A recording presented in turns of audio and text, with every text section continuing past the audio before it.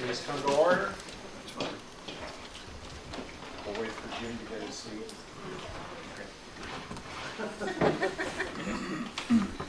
All right, we won't wait for Jim. Is that good morning? Let's do it again. Good morning. Good morning. All right, let's try it one more time. Good morning. Good morning. Right, maybe it's just me. I've got a stuffy head this morning. Welcome to meeting number 207 of TMG, the Mac Group. Thank you for coming out on a cold and icy morning. At least we got sun. It's great. It wasn't when I left the house. This is a heat wave. Yeah, Is it? freezing. Oh, it was cold when I left the house. All right, well, that's good. That's good. Maybe we're going to get some warmth. What do you think about these movies that Mr. Georges has been doing? I like them too. I think we ought to encourage him to keep doing those. Oh, now you're gonna put the pressure on. It won't be fun again. It won't be fun. I'm gonna quit doing it. If he does 2 or 3 more, we'll have enough to do a Mark Georges Film Festival. Then he has to make a film. Have you put it on iTunes yet? No, Not iTunes, but YouTube or whatever. no.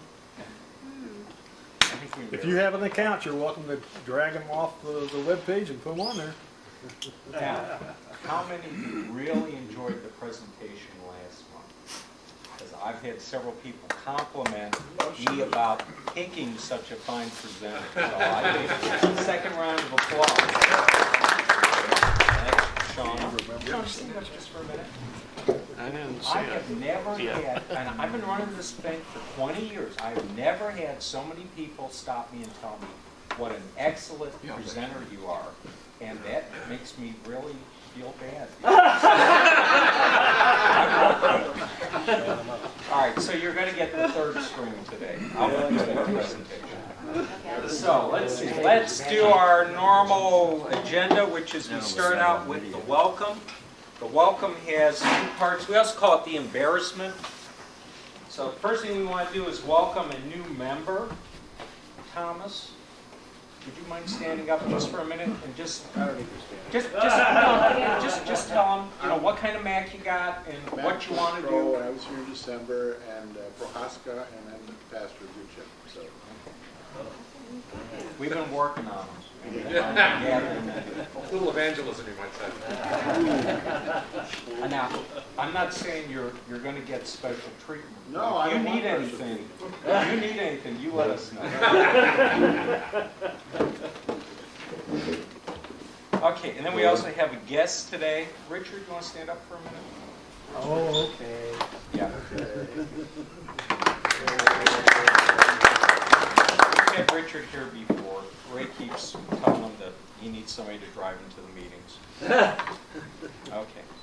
They came separate today. They did? Yeah. Okay. All right, so let's see. We'll start with news and events. Anybody have any particular items that they want to share with the members about stuff that's going on, computer related in the Miami Valley? Going once, going twice, going 3 times? I have a question. Has anybody heard how Steve Jobs is doing? What, any gossip on him? There's all sorts of gossip. The only factual thing I know of was when the stock price of Apple went down significantly on a rumor. It was like $10 billion in value in like 20 minutes.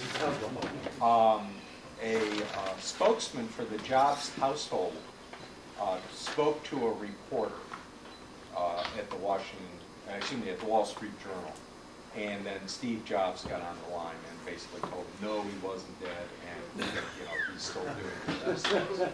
So he had his wife call, and I think that's sort of interesting that he didn't think he'd get through, but his wife would.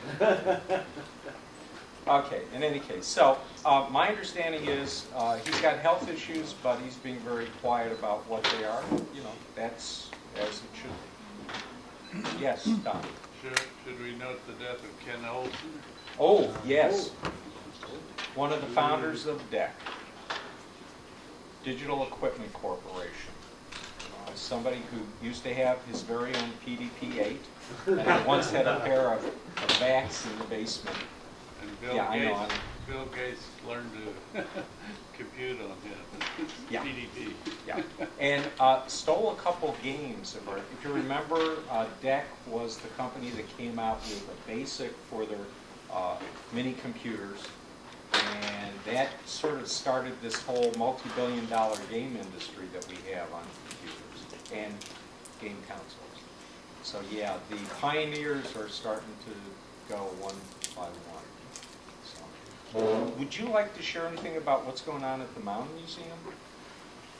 Well, I invite anybody to come over if they want to. We've been trying to set up a museum at the Mound site for since '98 really.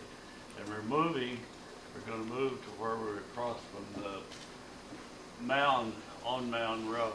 And we've been trying to, we filched a lot of things out of dumpsters and trying to set up a museum which commemorates the Dayton Project, which is one of the real top secret projects that developed the triggers for the actual bombs that were used at the end of World War II. We have the big thing we have is a lot of mock-ups and duplicates and so forth of the RTGs, which is radioisotopic power units that really power the NASA missions after they get off the ground. You get far enough out in the solar system, sunlight isn't going to keep that satellite or probe warm. Unfortunately, we're not open too long, too many hours. We're open on Saturday morning, which is in competition to this really from 9 till 12. We're open on Tuesday afternoons, a couple of hours. We hope to increase that. Do you know when you're going to move from the old guard shack to the newer building? We're going to be moving, hope to have it completed with April 15th. We've enrolled Wright State to help us make it a more professional setup. And I think that the promises are pretty good on that. Okay. What's the name of it? It's called the Mound Science and Energy Museum. Okay. That's where they used to design the trigger mechanisms for our nuclear arsenal. So it's some very interesting people. You walk in that building and there's some very interesting people there. They were involved in every weapon system, every nuclear weapon system up until they closed it in '92. Okay, Richard. I had to give you one more piece of trivia about Ken Olson. His most infamous quote, and this is honest to goodness true: "No one will ever need a personal computer." Yeah. They completely missed the boat on that. And I think that's one of the reasons why DEC DEC doesn't exist anymore. Because DEC got bought by Compaq, that got bought by HP, I think. Peach, yeah. So they got gobbled up. But they were the second largest computer company at one time. Yes. Yeah, they were right after IBM. Right after IBM. Okay, let's move forward then. Some things that have been happening in terms of computer stuff, not necessarily in the Miami Valley. We had, since the last meeting, we had a combo update for Snow Leopard come out, 10.6.6. 10.6.7 is going to be coming out real soon now. That's now out with the developers where they're doing the final testing of it. You also had a series of updates that came out for the iLife and the iWork apps. Some of them were security updates, some of them were just to make them work a little bit better. We have a new suite, iLife 11, that's out there now. We also had a series of Java updates that have been coming out, and again, those are all security related. So if you're using Java and or Flash, you want to make sure that you're keeping your Flash players, your Java updated. And let's see, and then there was there was something else with Microsoft operating systems, and I can't remember what it was, but it wasn't good. Oh, and for those of you who have been following computers since the 80s, if you remember when Intel had that little problem about floating point operations, well, they had another little flub with a chip that's on almost every motherboard they make. And so they're, yeah, they're, it was really, really not good. Okay, so that hit their stock price significantly. Let's see, iPads, yes, go ahead, do you have a question or are you just stretching? No, I have a question, but maybe it's not the right question time. Okay, I'm wondering if there's anyone in here at the MAC group that knows of or that are like either do this for a job or do it on the side for extra money that can, the computers we have at the center, they all need to be like in sync with each other okay, and okay, keep updated. okay, Bonnie, Yeah. what kind of computers are I there? don't want to say. No, it's okay, it's okay, you're among friends. Linux, no doubt Linux. They're PCs. They're PCs? At the center they are. I have a Mac at home. Okay, are you looking for somebody to donate services or somebody that No, you- I don't mind paying, but Okay, I'm looking for a reliable service, you know, somebody that I can trust, okay, that knows what they do. And the only thing that comes to my mind is Geek Squad, and I know there has to be other No. companies. I'll No? just say no. Really? I second that. Really? Yeah. Okay, Sin no I'll more. just say no. Okay. Okay. All right, most of the machines that come across my bench at home were machines that Geek Squad fixed. Okay, Mac and PC. Oh, Okay, you're almost better off getting the free stuff over at Staples. Now, maybe it's different farther up north, but the Geek Squad, Best Buy, and I own Best Buy stock. Okay, just so a disclaimer. Okay, so I'm hurting myself, but the Best Buy down here at the Dayton Mall, they, no. Okay. Maybe network guys, but not the people that are going out on service calls. Am I saying anything that? No. Okay. Sean is keeping me honest here. Okay. So I wouldn't do Geek Squad. They will bill you for things that they didn't do that you didn't need. well, that's why I'm asking if they And might they'll do hear. stuff that's gonna not help. I And gotta- then they'll come back and bill you to fix it. Okay. Okay. Not to mention, well, anyway. Okay, I'm just gonna say no. If we have anybody who has any suggestions about PC techs, I'm not gonna suggest myself in public, but I'll get you a list of people if you want. Okay. Okay, but you have to do something for me. Send me a list of how many machines, what's the operating systems, that sort of stuff. So that they know what kind of, you know, is it 5 machines or is it 20 machines or is it 200? What if it needs to be insane? You know, 3 machines. 3 machines? Yeah. Okay, and they're running what version of operating system? Well, one's Windows 7, does that mean something? Yeah, Windows 7. Windows 7 is good, okay. And And one on Vista? one's on Vista. Yeah, that's not good. Okay, go ahead. Yeah. And one on maybe XP? Sounds 98, familiar. second edition? Millennium. I don't know for sure. 95? Yeah, Okay. Millennium, yeah. Oh, my God. Put a bullet in Okay, it now. I'll get you a list. Any other news items? Otherwise, we'll move on to help One desk. more, and, one more small news item, Yes. not really useful, but very funny. A story broke yesterday that when Nokia announced that they would be dumping their little phone operating system and going to the Microsoft Windows Yes, Windows operating Mobile. system. Yes, the video they posted on YouTube was made with iMovie. and no less using a loop from iMovie, which is licensed for for home use and But whatnot, not for commercial but not use. for commercial use. So not only did they make it on a Mac, they probably violated their licensing. Okay. Yes, Mr. Decker. For any of you that have young children or have grandchildren that might be interested, next weekend at Sinclair is the 9th annual Tech Fest for Oh. children.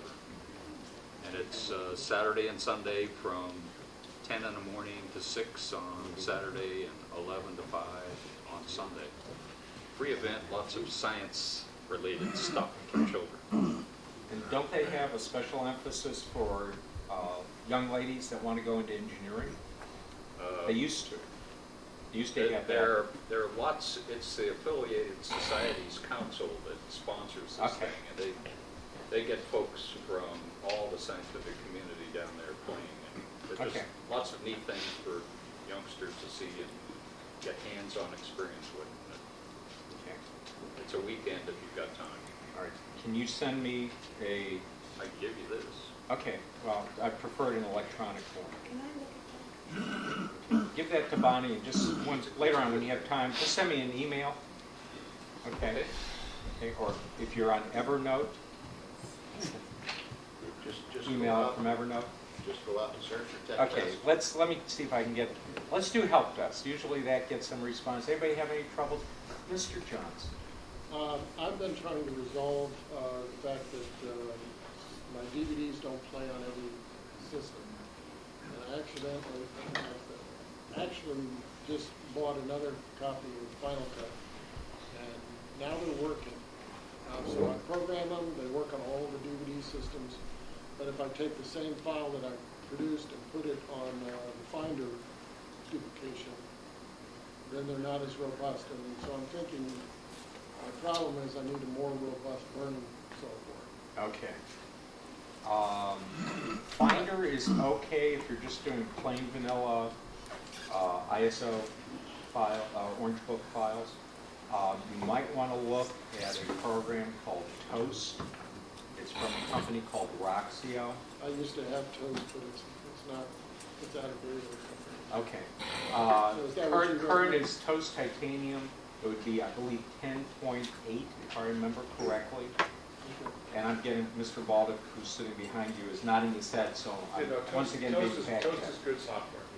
It brings you a lot of other capabilities as well. Especially since it's now bundled with some other, well, it's always been bundled with these other apps such as, there's a backup program that comes with it. There's another program for creating labels. So if you have a printer that can print on the disc, or you can print labels out. There's also another one which is Spin Doctor. So if you're trying to do conversion from legacy media, phonograph records, cassette tapes, this is very good software for regular people that want to take out the snap, the crackle, and the pops out. Folks that would not be comfortable using an open source program like Audacity. Okay. I And- found that older versions of Toast, I've got 5, and I still use it. It works. But what's nice about Toast Titanium is that it's got all of these other formats now for data disks, and you know it's going to be compatible with the Microsoft side, because they also, the same company makes Roxio, which is, Easy CD Creator, which is the #1 burner used on PCs. I mean, if So is the that old somehow version is still important? sort of it's fine. But you can run into situations where you'll need to burn formats that it doesn't do. How much is it if you just buy a Toast? About $80. Normally, the suggested list price is like $99, but usually it's $69. They always seem to have a sale on it. You can buy it online or in, big box stores. Okay, anyone else? Any other help desk problems going once, going twice? I'm ignoring Richard for a minute. Yeah, okay, we'll go there. I have a certificate problem. Hmm? I have a certificate problem. Okay. My company issued new certificates for their web-based,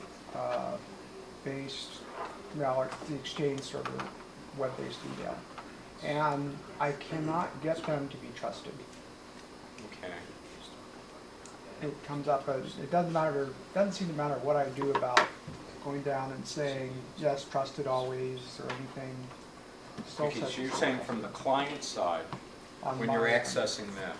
Yeah. Okay, I'm seeing the same thing with a variety of different servers on my Macs that I did the update to 10.6.8 on, or 10.6.6. Okay, so I'm thinking there's something that happened with that last combo update where these certificates, the mail program in Safari is just not recognizing this stuff. And again, I'm having the same problem when I go in and I tell it always to trust. It's not keeping that setting. Yeah. Okay, So so, I'm actually back at Leopard and seeing that.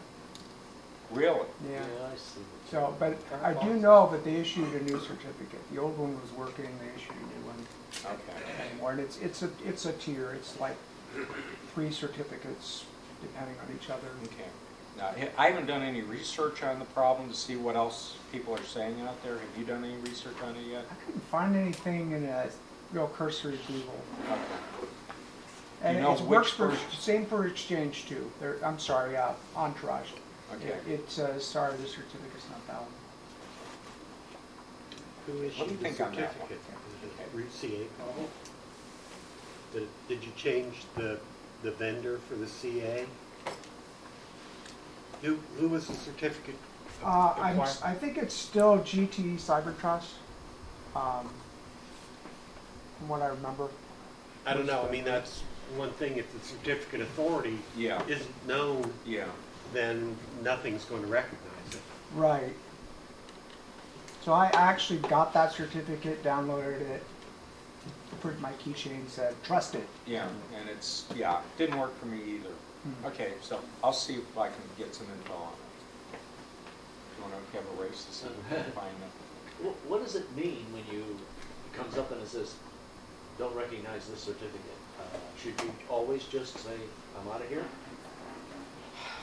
Okay, let me just sort of widen the picture for everybody, because some people are going like, what are you talking about? You're using a web browser, or you're using an email program, and you're talking to a server. It's either a web server or it's an email server, and there's these things called certificates, so that when we're connecting to this box at the other end of the internet, that we know it's the real thing.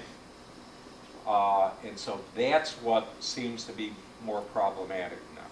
Now, what was your question? Well, when you encounter that, Yeah. should you always just say, I'm out of here, I'm not going to continue on this, it's not trusted, so, and you look at the website is, and it's some garbage, you can't really tell, I mean, it doesn't say like google.com or anything like that, it's some. If it's not a known website to me, and I'm looking at what's called the URL. Yeah, the URL, yeah. Uniform Resource Locator. So, yeah, the www dot, with the HTTP or the HTTPS in the front. I'm looking at that, and it's the real deal, and for some reason it's not recognizing the certificate. Usually that means that somebody forgot to pay and renew a license fee for the certificate. If you recognize the URL. Right. The Mozilla browsers will actually say it's expired. Yeah. And run it back a lot. Yeah. Okay. But if it says unknown, not trusted, especially if it's if I'm on a Microsoft system and I'm doing Microsoft updates and all of a sudden it's telling me it doesn't recognize the certificate, then I figure it's not really talking to Microsoft.com. And Or at in a that point, public environment. Yeah. Yeah. So it's a judgment call. Yeah, don't go there. Especially financial, again, if you're just going out to look at a news article, okay, no big deal. If you're going to, rebalance your portfolio, then you might say no. It's like buying something from Amazon in the middle. This thing came up. Oh. And I said, I just canceled out of it, but the thing with Amazon went through. Okay. So I don't know what that crazy website was that inserted itself in the middle. Well, maybe it wasn't something inserting itself in the middle. Maybe it was just that your connection to Amazon, whichever machine was vending Amazon, had a hiccup in it. So you get switched to another web server that's vending the Amazon webpage. Remember, they don't have one machine vending the Amazon store. And if it's switching from one to another and that one has a problem, you'll have that momentary setup where it's, you're talking to a machine that's not right. I mean, I was canceled out of it, but it wasn't a fatal flaw. I mean, Yeah. the deal still went through, so I can't figure out what that was. Okay, well, what it would tell me is, one, that there was some sort of certification process that didn't complete, but your secure connection maintained, and that's why it went through, the transaction went through. most web pages don't come from one server anyway, Yeah. particularly if you're not, dealing with actual Amazon site. If you're on someone's site with ads and stuff like that, Yeah. stuff comes It from can all get directions. complicated. So it's nothing simple anymore. Anybody knows that? Nothing simple, except for the iPad. Yes, Eileen? Well, I had my identity scanned by Amazon. And, so I don't trust that site to hold any information. And I was able to trace, they bought 4 things, different people. I found them, I found where they lived, I found their wish list, which is what things were bought, and it went through my debit card. Was this one of the hacks that, which online store was it? Amazon. Amazon, where they got, okay. Mm-hmm. 'Cause, one thing, whenever I buy shoes at DSW, Discount Shoe Warehouse over at the Dayton Mall, I always pay cash. Yeah, me too. And the reason why I always pay cash is because they seem to be the poster boy for companies that get hacked for credit card accounts and such. Well, and the thing that I didn't know, my credit union started calling me automatically if they saw these things going through. And the charges went through anyway because I used a debit card instead of a credit card. And the only other question was, is it could have been a gas station in Xenia, because I paid. So I don't, of course, use a debit card for anything anymore. So, that's still the most prevalent way that credit card numbers get stolen. You're at the restaurant, you're at the gas station, and they're running the card through 2 machines, one which is collecting the numbers and one which is... Well, how about from the pump outside? I mean, how are they getting it that way? Well, one of the ways is shoulder surfing. Yeah. It can be done over your shoulder even with binoculars or a spotting scope. They just watch you punch in your password. Well, I wasn't even using a password. No, this wasn't an ATM, this was a gas okay. machine. Yeah, and to tell you the truth, nobody cared. The Amazon didn't care. Nobody else cared. It wasn't that big of an amount of money, and the Okay. Amazon's Do you like, know well, look, why? your bank's Now, wait, looking at it. Eileen, cynical Bill, the reason why they didn't care was because it was on your debit card and you had already paid for it. And that way, you were the one that got stuck and they weren't. And that's why they don't care. I had a similar situation with Newegg, and it was a credit card kind of thing, and it was ultimately, and I'll be succinct, ultimately they put the charges back to Newegg, and I talked to the security department and Visa, and they said Newegg has an enormous problem with that. And it was sent to, something on my card was sent to West Carrollton. Well, let me just give you one piece of advice. I know you can do this with Discover. Sorry, it's a CRS state. I don't remember anything. Discover. Okay. With Discover, you can go to their website and you put in your authentication stuff and you get a one-time credit card for a transaction. So in other words, that credit card number is linked to yours, but it's only good for the one transaction. And when I'm doing stuff over the internet, that's how I do it. And Visa used to have it, but I think they, well, AT&T Universal MasterCard has it. okay. And that's a very good way to prevent it from, becoming a real problem. What about PayPal? Well, if you're WikiLeaks, you got a problem. They kept their money. Yeah. I have a problem with any financial institution which is intrinsically unregulated. Okay, I mean, it's like you're going to Joe on the corner and say, here, put the money in the box. And, you have a contractual arrangement with eBay because they own PayPal. But if you look at that end user licensing agreement, you don't have very many rights, and they do. So in terms of how accurate they are in paying stuff out, yeah, they do a pretty good job. But in terms of, do you have protections if something goes wrong? Yeah. Okay. Anybody else? Yes? If I were to go looking for that temporary number you're talking about, how would I do that? If for example, I went into Visa or whatever, and temporary credit card number? I mean, how is it listed as anything on the pages? Discover offers it as a feature of their. Yeah. If I have a chance, I can do a screenshot and send that. If anybody's interested, do a little cheat sheet, you know, on where you would click. I just got to remember to take my credit card number off the screenshots. I prefer you left your credit card number on. It's only one time you use it. Okay, I think we've Yeah, I promise I've used only enough used it one time. We've used enough time. Should I be telling them what we're doing today? Mr. Baldwin, what's your topic for the novice group today? We're going to take, before we take questions, we will look quickly at some of my favorite rescue software, free stuff, Okay. that you can use to bail yourself out of a hole when your machine isn't working. Okay. And the main presentation, again, you're getting third string, not first string. Shauna, it was really an excellent presentation. I mean, even Rich is shaking his head. He's got high standards. Anyway, I'll be doing a presentation on a product called Evernote. Evernote is a way that you can have your data on your computers, your mobile devices, and also stored in a secure place on the web.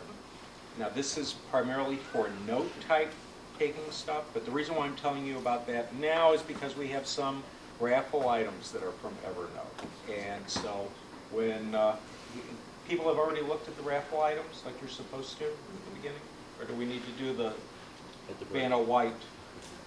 All right. Well, we have some T-shirts that are up here. They're not from Evernote, but they're not just T-shirts. They're also a complimentary one-year paid subscription to the service for a year. It comes in a free and in a paid version. And what else do we have, Mr. Georges? Please take your seats.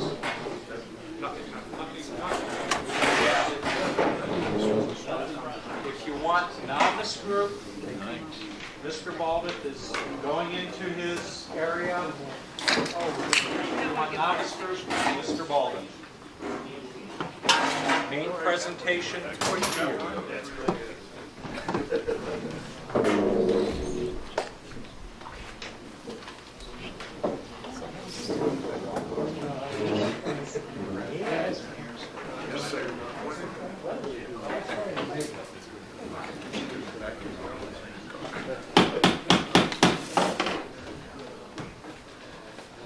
Come on, don't make me ask Mr. Boehner for his gavel.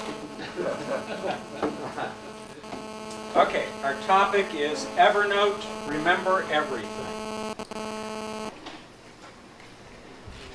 And contact information, most of you know me, but if you want more information about the product that I'm showing today, send me an email and I'll send you back attachments.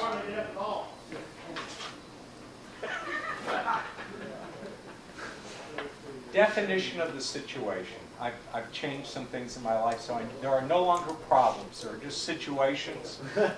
Okay, so this is the situation I found myself in. So this is pretty much a personal narrative. All right, many different electric gizmos. All right, so I'm on Macs, I'm on PCs, I'm on multiple computers, and then there's all these other devices that I've got. iPhones, iPod Touches, iPads, Androids. I'm talking about my household. Blackberries, you name it, Windows Mobile. All of these smartphones, if you will. And I want to capture many different types of data. I just don't want to do text. I want to be able to do screenshots. When I'm on a website and I see something, I want to be able to grab it. Because, well, concrete example. I'm on the Apple website. And I see there's this tech note that explains how to do X, Y, and Z. Like you don't know what your administrative password is on your computer and how you can change it even if you don't know it. And I go, people ask me that all the time. Hey, I want to save that somehow, but I don't want to save it necessarily in the fashion that Apple wants me to save it. So I see these things and I want to save them as like handouts for people. But the other thing is, okay, more than 50-year-old brain. okay? Does not hold data the way it used to. So I also need somehow to have this stuff organized so I can find it when I need it. Not, 2 years later, like my library card. Went to Ireland for a trip, emptied my wallet, put away, safe place. 2 years later, I found my library card. Okay, I don't want to do that with this data, because in many cases, this is stuff where I'm billing people for it. Okay, so if you do the work and you don't bill them, guess what? You don't get paid. And last but not least, it's all too much for me to hold in my head. Okay? You just know that you can't do it in your head. So how do you handle a situation like this? The product that I've been playing with the last 30 days or so is called Evernote, and this, I think, is the solution I've been looking for. Now, if you remember last month, those of you that were here then, we were looking just very briefly at the App Store before Shauna started her presentation. There were just some questions about it. So that piqued my interest, and I went looking at the App Store, and you know me, short arm, deep pockets, I'm cheap. So I was looking at the free apps, and I see this free app called Evernote, and I look and I go, 90,000 people have downloaded this in 15 days? Like, whoa, maybe I ought to take a look at this. And it was in the productivity section. So just make a note of the website, Evernote Corporation, www.evernote.com. They've got all these additional materials that'll tell you about what they're about. You mentioned App Store. Is this a iPhone app, or is this? This is, okay, I'm getting a little bit ahead of myself, but Evernote has an app for Blackberries, Droids, iPhones, iPod Touches, iPads, Windows Mobile, Palms, PCs running Microsoft operating systems, and also Macs. Okay. So, and since I'm a person who's sort of, I have probably more gadgets than I should. Okay. This was a wonderful thing because basically anything that I own, I can run it on. Plus, it has a web interface. So if I'm doing something for a state government where I come in as a contractor, they won't let me connect my computer to their network. They won't let me use a flash drive. I might have my stuff on flash drive. That's what I used to do. But they will give me web access, just not Facebook. Okay? Well, I can also access my notes because Evernote also stores it on the cloud. So anyway, I'm getting ahead of myself here, though. So just a couple of definitions. When I'm showing you the Evernote application on this Mac, a note is a single item that's stored in Evernote.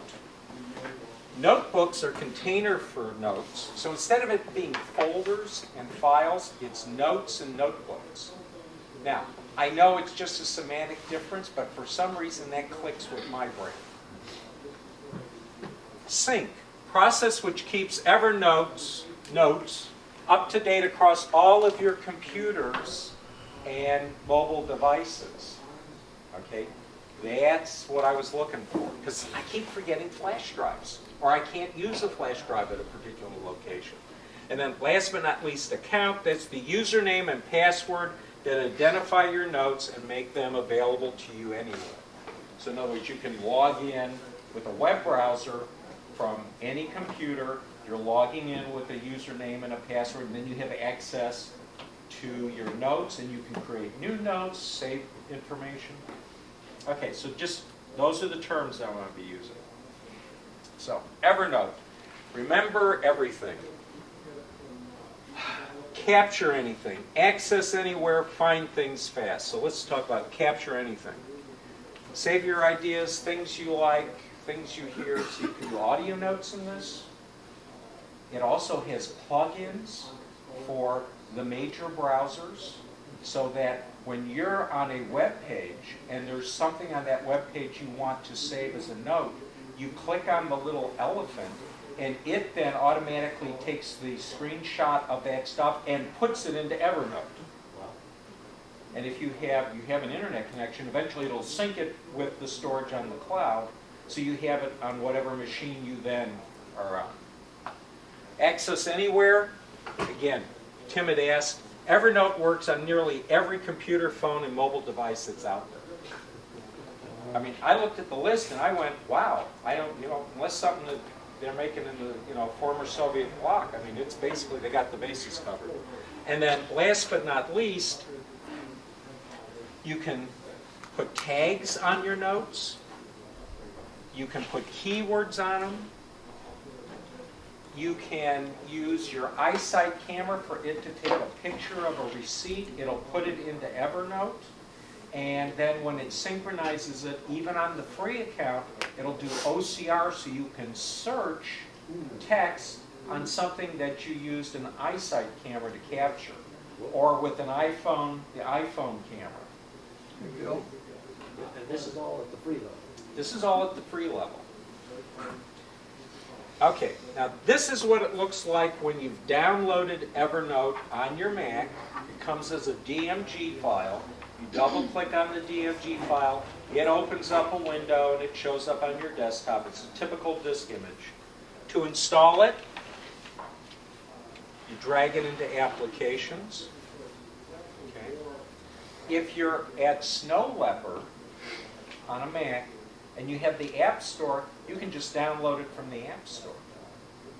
You have to have an iTunes account, but that's the other way that you can bring it in. Yes?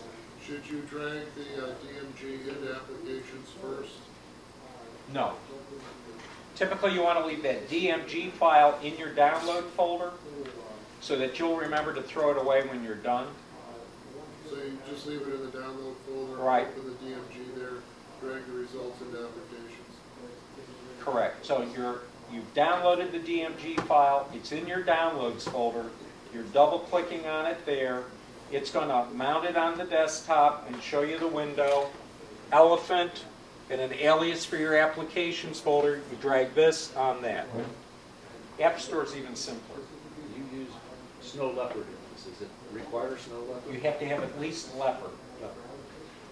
If you're going to use the App Store, you have to be on Snow Leopard. Otherwise, you don't have the App Store.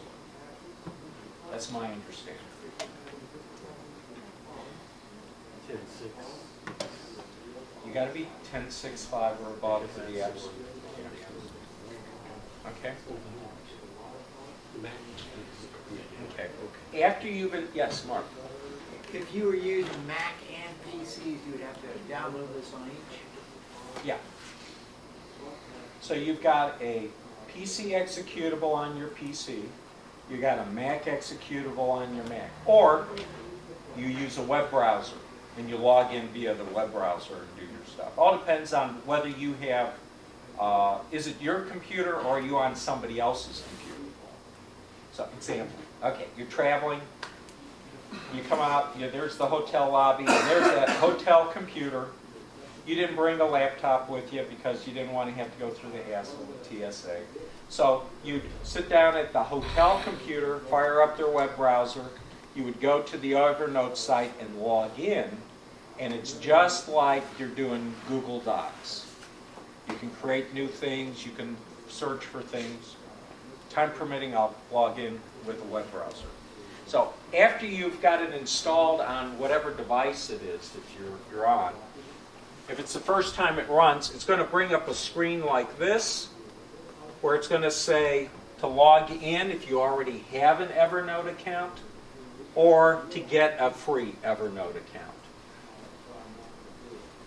And then it's going to ask you information.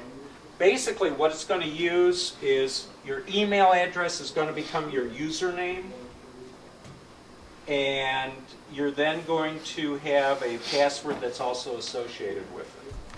The reason why they need to know your email address is because from inside Evernote, I can email things. using my email address, even though I'm not on my machine. And you also get an email address that's an Evernote email address where people can mail notes to you. That go straight to this Mm-hmm. cloud. And get saved as a note. Typically, it's going to go into that a notebook that you've designated for the incoming stuff. So if you send an email out from Evernote and somebody replies to it, it'll only be on Evernote? Or will No. it be on your email? Okay. Do you remember when I sent you some of those handy dandy little cheat sheets? Okay. I was doing that from Evernote. And it sends it as if it came from my email account. So when you do a reply to that email account, it goes to my real email account. But what I think is so neat is it doesn't use a mail client on the Mac to do this. It's doing it from their website. It's sending these emails. Yes? Can you put the notebook on your desktop? One of the problems I always have with storage on the cloud is that, like, where is it? Who's got access to it? Evernote stores it on your local machine if you have the application installed and on the cloud. Okay, so I'll show you once we get it fired up. Okay. Now, this is just a blow-up of Safari, the web browser. That's the little plugin that you can install in Safari. So you just got this little thing up on your menu bar in Safari, your toolbar, and I usually have it between this and the other. And so you're on a web page. You want to save something you see as a, you want to clip that and save it as a note. You just click on the elephant and it does it. Yeah. Okay. Understanding Evernote Sync. Okay, so we got all these different devices here. We got an iPad, we got mobile devices, we got PC laptops, we got iMacs, we got a web interface. So your data is stored on local machines and on the Evernote website securely within your account. Nobody else gets in there unless they know your username and your password. So when you're on your local device and you launch Evernote, the first thing it does is it talks to home. And it says, is there stuff that you've got that I don't have? Okay. And what it does at that point is it shows you next to the various notes that you have, whether they've been synchronized. You get a little black dot in front. And then you have the choice of either having it auto-sync or you can just click on the synchronize button and it then does, oh, okay, let's make sure you've got everything that came from these other places. So what that means is if I'm at work and I'm on a PC and I saved a note, and then I'm out eating lunch and I save a note on my iPhone, or I'm in the library and I save a note on the iPad, as long as they've got internet access, these things are going to synchronize with the Evernote storage. So when I'm at home that evening and I fire up the iMac, wow, those same notes are there. Another thing, if you're using a smartphone that has geolocationing, it'll geotag the note and where you were when you took it. Yes. Can you shut that off? Because people found out taking pictures and publishing them, and other people found out where the picture was taken, and it's not good. I understand that, but in this particular instance, think of this, you're a salesman, you made a quick note, you then get home and you don't remember where you were when you made the note, but you can look at the geolocation and go, oh, I was at X, Y, and Z company. Or I made this note when I was in San Francisco. Oh, okay, I was seeing so-and-so. It's fine if you want it, but if you don't want it, can you turn it off? Some people don't want to be located, I understand that. But if you've got an iPhone or an iPad and you want to be able to remotely wipe it or find it or lock it, you got to have that location service turned on. Otherwise, you can't locate it. Yes? If you're not within Wi-Fi or internet reach, and you record several notes, the system caches them from the device. It saves it on the local device. And then when it gets access, it automatically dumps them, or do you have to do something? No, you would tell it to sync at that point, or if once it knows it has connection, it's going to call home. One thing that I had a concern about is there are some things that, it's a very nice note-taking system, but there are some things that I'm taking notes about that I don't want even in cloud storage. So when you create a notebook in Evernote, it can be a notebook that gets synchronized, or it can be a purely local notebook. In other words, it's only on that machine. Okay, and to me that was a good feature. There are certain things like serial numbers for software and such. I want to have it documented, but I'm not going to need it when I'm someplace else. I'm not going to be installing, Creative Suite on somebody else's computer. I've already got it installed on mine. But I want to have it documented so, God forbid if there's a house fire, and I end up with a new machine, I got to recreate stuff, I've got stuff available. Okay. Okay. So at this point, I'd like to go ahead into a demo mode rather than more PowerPoint bullet points. And what I want to show you is creating a new note, a new notebook, saving a graphic by dragging, doing a web clipping, maybe an eyesight capture, and then how you can do an email to and from Evernote. Okay? Now, I only brought a Mac with me today. So we're just going to do it on the Mac. I don't own an iPhone or a BlackBerry, so I didn't bring those with either. But they work on those devices. Okay. So let me just escape out of this for a second.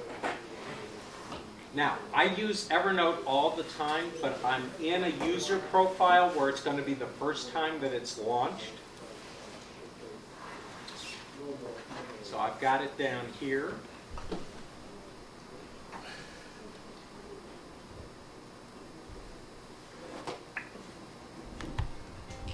So the first thing they do... Evernote is my personal digital assistant, always at the ready to record my thoughts and capture interesting stuff I see. I use Evernote to create notes, clip interesting web pages, store my PDFs, and even snap photos. The best thing about Evernote is that my notes are available everywhere, on my computer, my phone, and on the web. So no matter where I go, Evernote is always with me. Right now, I'm building a new house, and Evernote is helping me stay organized and on track. Here's how. This is the wish list for my new house. I can check these items off as we incorporate them into the design. I can easily... If you want to try Evernote, you can see this for yourself. I'd rather get into the actual use. Now, I already have an Evernote account. If I didn't, I would be clicking on the thing that says don't have a username, and it would take me to a window where I could create an account. So I'm going to log in here.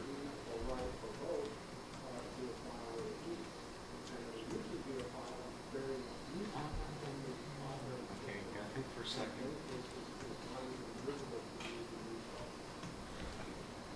And I'm going to tell it to sign in. So I've already got it installed, the application. So now it's talking to Evernote on the cloud, and it's going to be downloading some data here. Yeah.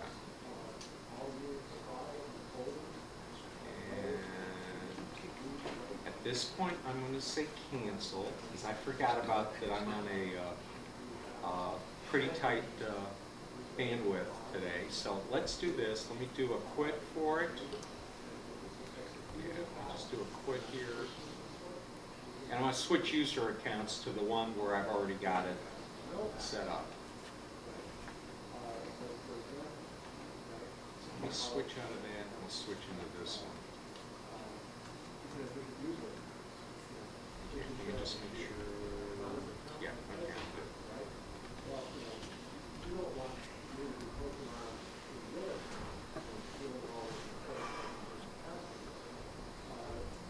Okay.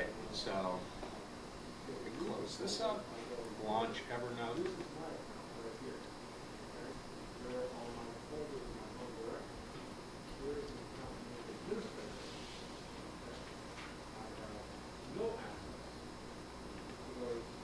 Okay, so let's talk about the interface just a little bit. Sidebars. We're all familiar with sidebars from iPhoto and various other apps. So, clicking on this, that's all of my notebooks. It's telling me I have 126. I've got a notebook called Clippings. That's set so when I'm doing a web clipping, that's where the note goes. So I remember to look at it and then put it in one of my other categories. I've got another one that's called Mactown because I do some stuff from them, and I have another one called TMG and another one called Personal and Work. I'm going to just take the personal one, click. Notice I can have notebooks within notebooks. Okay, so you can do the nesting, so you can have, okay, TMG stuff I want to do, I can have sub notes within that, sub notebooks. At the very top here, I've got a synchronize button. So if I want to manually sync, not just, let's say I've just put in some really important information. I want to make sure it gets synchronized with the cloud right now. I just press that button. It's going to do the sync right then. Next to that, there's a button called the trunk that takes you to their store. Remember, they're using the elephant motif. And then next to that, it says current monthly usage. This is a free account. You can upload up to 40 megabytes per month. Then it resets back to 0, and you can, the next month, do another 40 megabytes. If I click on that monthly usage, there we go. They tell me I've got a free account. They tell me how much I've used out of the, 60 megabytes a month. They just changed it. I've got 25 days left in my cycle. If somebody wants to email a note to me, this is the email address. So instead of it being rilman@aol.com, it would be rilman.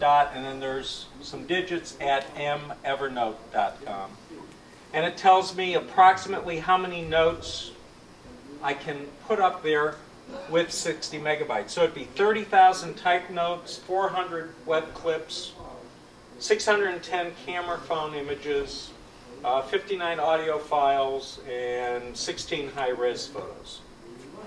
Okay. So it always tells you where you are in terms of your usage.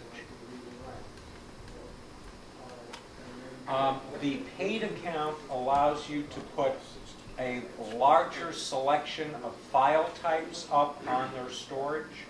You get much more upload every month, and you can either do it for $5 a month or $45 for the year. So I'll just mention that off to the side. So those of you who got those t-shirts, you've got a $15 t-shirt and a $45 certificate. Woo. Okay, now, let's see. I wanted to do new note. So let's start that first. I'm over in here. I click on new note. Starts out, I've got a blank space and I've got a place to give it a name. So I'm just going to call it new note. Then I would click down in the body. Notice that I can select fonts. You want to try and stick with your Microsoft style fonts because you want it to be transportable 100%. But even on a PC, if you've used something like Lucinda Grand, it's a font I really like, it'll still render it for you. Over here I can change the size of the font. Over here the color of the font. Bold, italic, so you've basically got a word processor going here. You can align your data, and let me just show you. These are my list controls. So I'm just going to start typing some gobbledygook. So just pretend that these are various items in a list. Okay, and I want it to look organized. If I click on this, it just put bullets in front of the list. Or over here I can have it be numbers. All right, so it has some of the features that you see in Teach Text, where you can create lists and have them do various things. And if you want to get really technical, from their menu bar, you can change the type of numbered list. Is it going to use Roman numerals or letter A or whatever? All right. Over here, we have the ability to create things like checkboxes, tables. So in this case, we're going to say a 3x5 table. Okay, so there's a table I just created. Just putting in lines, just lines. And you can also attach files to a note. Now, to just sort of put some of these together, let's see, I believe I've got one in here. Let me just check real quick. I think I put it up in clippings. Okay, let's see if I got one in work here.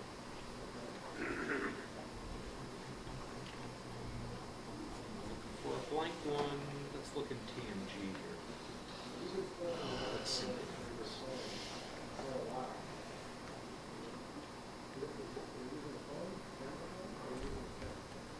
I forgot to synchronize when I got here because I created some sub notebooks for TMG for the presentation.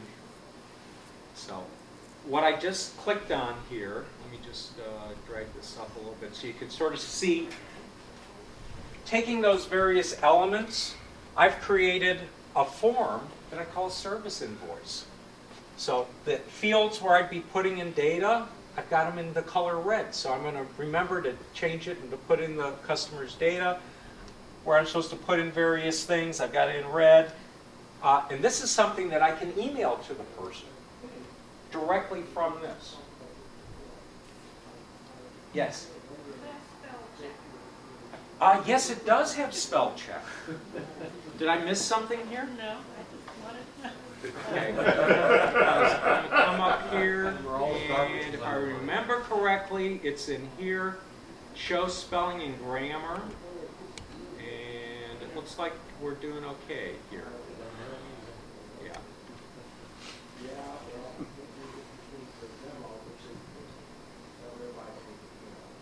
Now, there's something else that I've got going on here, but my screen isn't big enough to show it, and that is, or maybe I didn't put it on this. Let me go to my Evernote preferences. So let's see. This is where I would select my syncing, what I'm going to do. For clipping, I have it, if I'm going to do a clip, it'll automatically go in the notebook that I called clippings. And this is where you would press to install the Evernote Safari plugin. And this is where you would click to put in a plugin for Firefox. And then there's one more thing. Let's see.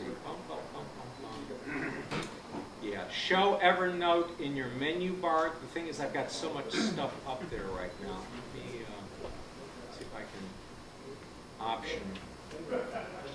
I tend to have a lot of stuff in my menu bar, so you can't see the Evernote elephant that's up there. Well, the thing is, I'm using multi-user mode, so I've got this big org session sits up there. Okay, so anyway, creating a new note. You've seen that, and this is how you can be putting in various things. Let me pull out a checklist just real quick, just so you get a feel for it. Bill, if you filled out that bill there, yeah, to send to somebody, then you have to go up and save it somewhere. Typically, what I would do is, I'd start with the template. Let's say I'm sending you an invoice. Okay. Okay. All right. So what I would do is first I would go up and I'd say new note. And instead of it being in to-dos, I'd put it in billing. All right. So now I've got a new note and it should be in billing. Okay. So let's go over to billing. It's going to be in work. Okay. All right, so there's that new note. Okay, I'm going to call it, work ticket, service invoice, whatever. I'm going to probably go back. I have stuff not necessarily where I would normally have it. So I'd come in here, select the stuff that's in my sample form, copy it, come back over to billing, bring up your note, paste it in there, then I'd start to fill out the stuff, and because I'm going to be anal, I'm going to call it, service invoice. I'm going to have your name on the name of the note. Okay, Ron Decker, blah, blah, blah. And so I've Okay, got so it. you're essentially creating a new document. by Yeah. Yeah, so it's not a template form. It's really meant for creating notes, but I've modified it for what I want to do. Then when I'm ready, right up here, I click email. I then start to type in Decker. Let's see if I got you. I don't have you in my address book in this account, but if you were in my address book, it would fill in your email address. I can have it where it automatically carbon copies me. And then you get a little thing that let's see, I'll send one to, just so you see what the process is like. Send it to myself on that email address. Subject, pay me. And here, some gobbledygook. Then I tell it to send. And I get a verification that it's sent. Notice, it did not use a web browser. It did not use my Apple Mail client.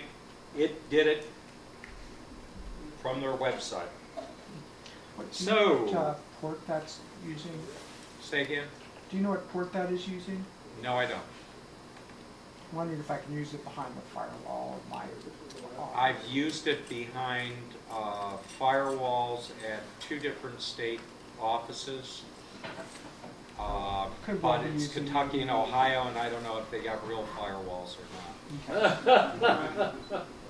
Okay, so let's see. It's essentially saving it as an email message in your system, right? I can email any note that's in my Evernotes. So, for example, the way I use it is to send handouts to people. So here, let me just show you an example, and then I want to get back to my punch list. So here's a handout that I grabbed from the Apple website.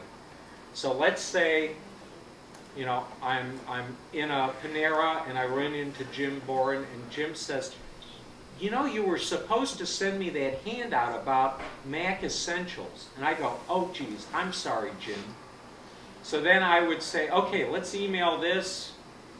Put in, search for Jim, boom, and it's off, it's gone. Since it'll run from an iPhone, an iPad, whatever device I've got that has internet access, I can do this from. Let me go back, though, and just show you some more of the basics here.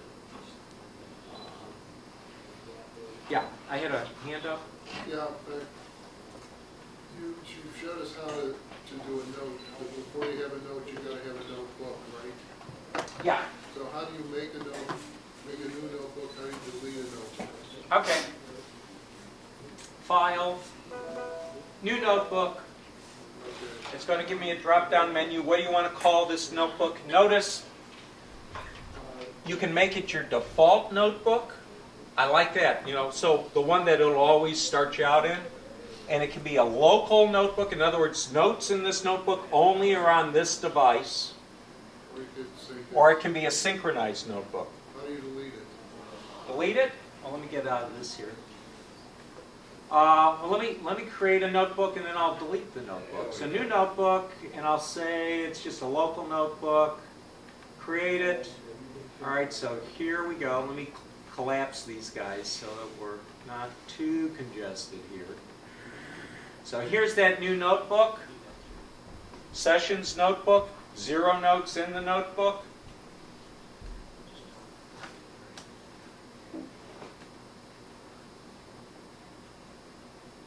Oh, okay. Yeah. Wait. I got to think for a second here. Drag it to the track. Click on it. Now that's to change it. And you just hit the delete button. That's what I was going to try, but I'm Mr. Fumble Fingers today.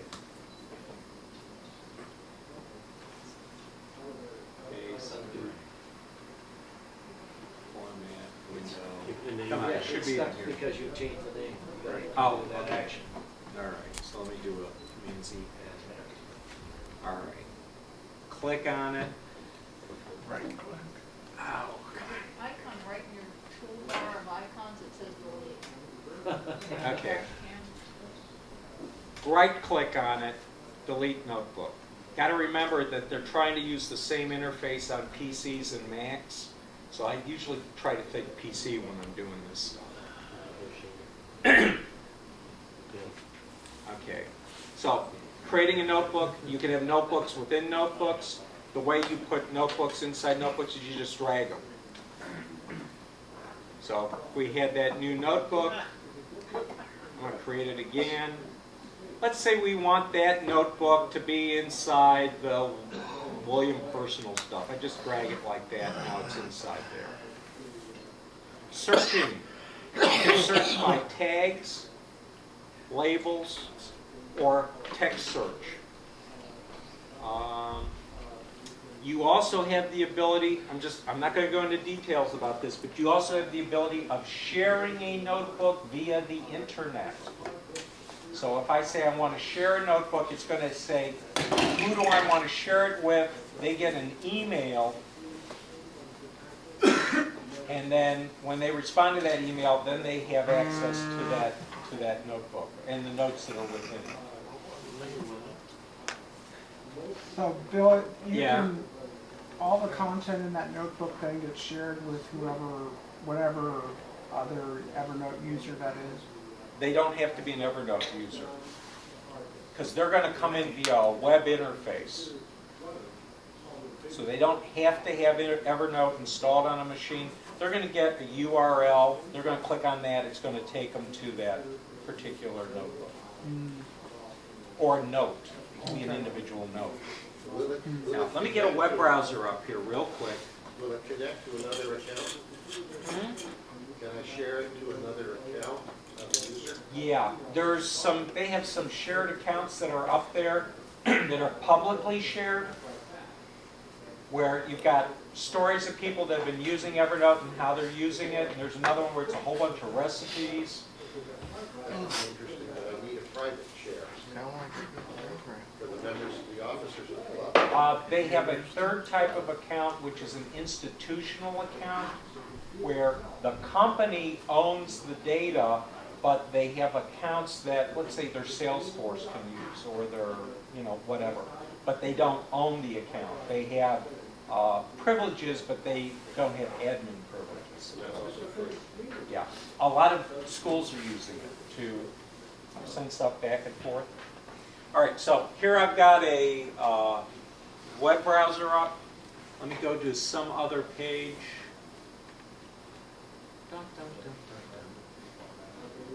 Okay, so here I've got a web page. Let's say I want to be on, let's say, the vendor page. Or let's say officers. Here we go. So I'm on officers. Why'd you put the photos up there? About 4 months ago. Okay. Don said no. Okay. All right, let's say I want to take a clip of this. Okay. It created a note of this web page, and it tells me for me to be able to do searching, because sometimes you've got pictures that aren't text, it has to synchronize it to the cloud, because then it'll do OCR on it. Optical character recognition of pictures. So we're just going to go ahead and say OK. And here I'm going to quit out of Safari. So this is the Evernote that it took.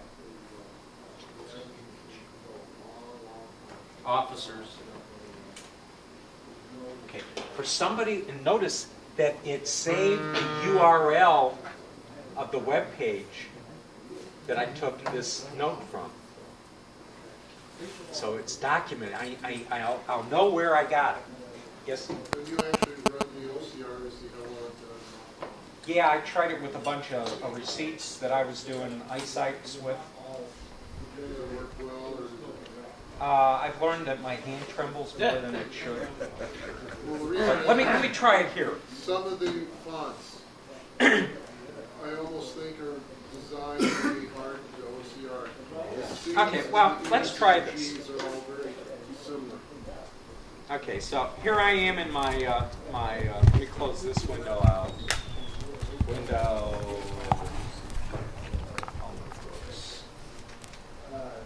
Oh, these are those shared notes that,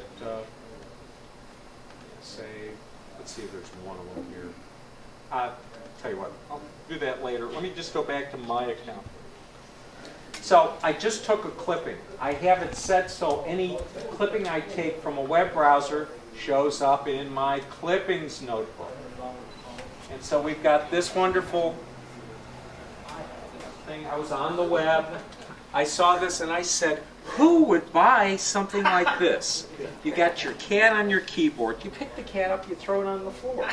Instead, you're going to buy a $50 hover couch for your cat. Okay. So let's look at the one that I just did. Notice that I was up here. I'm able to sort by when it was created, the size, when it was updated, and you can also put authoring information in it. So when you send it off to somebody, it's got your name in it, and when you created it, when you modified it.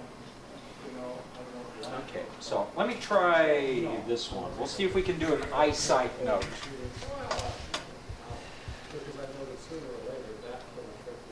Okay, so now I want to hold this up. Ooh, no light.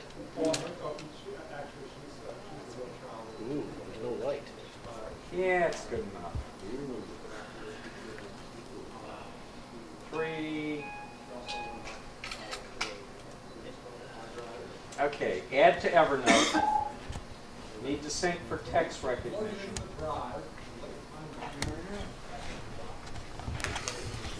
And I gotta give it a name, so I'm gonna say Bill's receipt.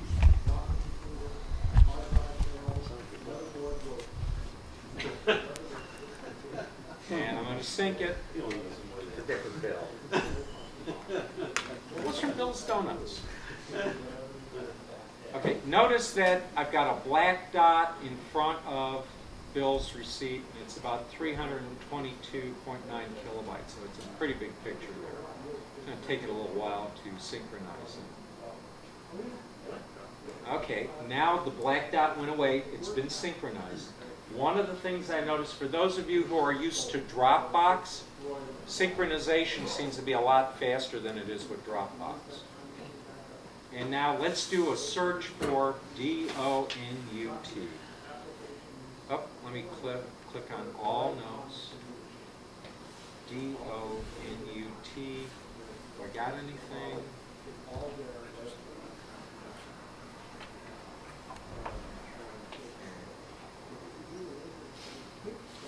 I'm going to say, okay, this time it didn't work, but, you know, crumpled piece of paper. No light. Try searching for TOTL. Yeah. Yeah, search, Now, try TOTL. I can't read it. okay. But there's something else I use it for. And I use a scanner for this. And that would be business cards. So here's a business card that I scanned in. And when you're using a scanner, and then it does the OCR on it, a lot better result. Yeah. If anything, what I found is instead of using the scanner in the Mac, I'm using typically a Linux interface because the default using the drivers for the Mac, it's doing 300 DPI. I don't want 300 DPI for this. I want them to be smaller in size and less detail. So typically I'm doing my scanning when I'm on a Linux box because I can control that a little bit more. All right, so let's see. Let's just real quick, let me just flip back so I can see my notice. The other stuff I want to make sure you folks saw. Well, what happened if you searched on Fortis? They didn't find that? It does. And that was part of the graphic. Let me just get my PowerPoint back up. Okay, new note, did that. New notebook. Oh, save graphic by dragging, I didn't do that. Web clipping I did, eyesight I did, email to or from I did. So let me show you saving a graphic by dragging. Okay, so let me get back to the other one.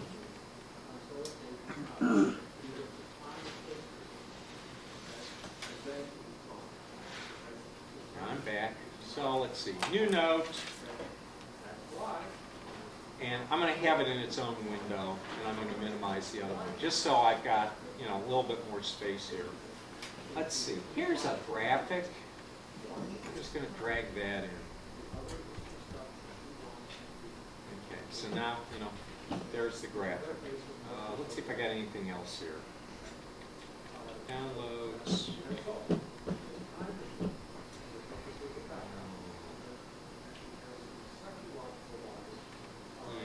Let's try this one.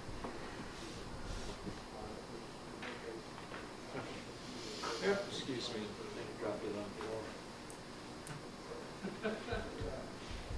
Can you drag more than one picture into a note? Well, I have before. What I would ask you to remember is I am not Mr. Mouser. I'm a keyboard guy. And so I tend to be really bad at mousing and using trackpads, so just bear with it. Okay, let's see if we can add a second graphic to it. I'm going to say yes. Okay, so now we've got Mr. Felty's invoice form, and we've got Mr. Hayes' Warrior Sage avatar that he puts on his emails. Yes? So you could use that screenshot just as a graphic. Yeah. Or you can do a screenshot to Evernote. Okay, now I got to remember which menu bar it's in. Give me just a sec here. I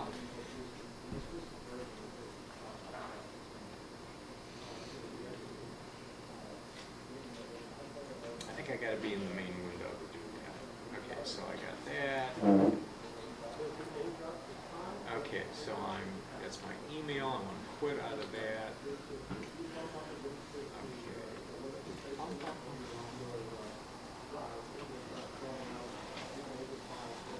I've done it. I don't remember how. I apologize. I don't. Oh, wait. File.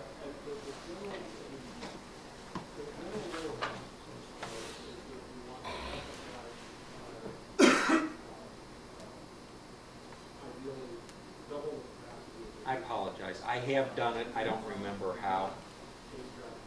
Oh, wait a minute. Yes, okay. 1 second here. Come on. Let me get show. Let me just drag some of these other widgets out of here. Come on. It's like, hello. I don't have enough space up at the top. I got too many widgets up there. But there's an elephant widget that's hidden up there. And one of the things is that's where you go to do the screenshot, to create a note from a screenshot. Can you resize that graphic? You mean after it's in the note? Yeah. Why would I bother? Because it's just a notational thing. I'm not going to use it as a marketing presentation. And no, you're not going to be able to do it. It's not a photo editing program. That's one of the reasons why when I do my scans, I'm using, smaller resolution. But what you would do is basically prep the graphic before you drag it in. Change it in iPhoto or whatever, Photoshop elements. So let me think, just 1 second. Oh, just some other things about the views. This is the first view, which is called a list view. You also have, I'm going to just click on all notebooks. You also have this view, which is called a mixed view.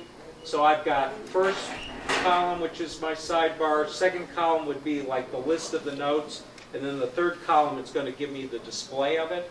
Or there's the one where it just shows you the notes in a, if you're using it primarily for clip art,